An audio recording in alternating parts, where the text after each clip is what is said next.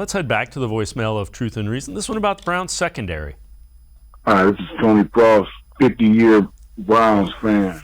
Been through it all with Cleveland. I love the Browns. I want to say this about our secondary. We have very good ball players. Those guys need to take an hour and look back at our secondary back in the 80s. All those hard hitters. Look at some of those guys. Look at their games and look how they play. They hit hard. There was cover corners, shut down corners. Nobody wanted to come their way. They hated playing our defense. That's why we got the name Dog Pound, because of them guys. And we need to get the dog back in our defense, especially our defensive backs. Thank you very much. Woof, woof, beat Pittsburgh. Appreciate all of the voicemails. Ashley, I covered those teams, and the rules are very different now. Some of the things that Frank Minifield, Hanford Dixon, Eric Turner, all those guys did, they'd get 15-yard penalties repeatedly for. Having said that, that secondary is too good to have the things that have happened the first two games. They're too talented. That's got to stop.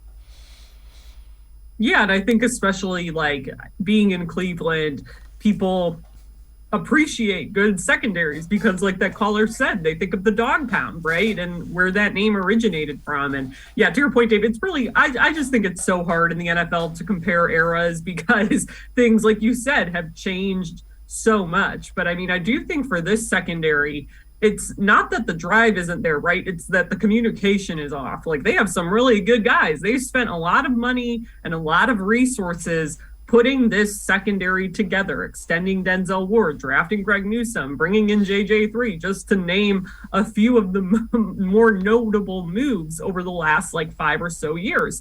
So I think all the pieces are there. I mean, I think when you look at this team's really good stretch last year, the Bengals game in particular, those guys match up really well with the Bengals. They basically made Jamar Chase a non-factor in the one game that was a real game because obviously they played the Bengals the final week of the season when they rested most of their starters.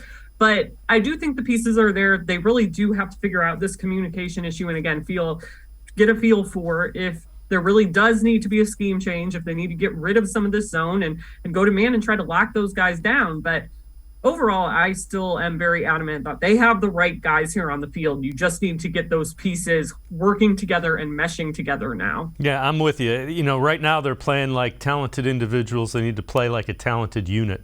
I agree wholeheartedly with you.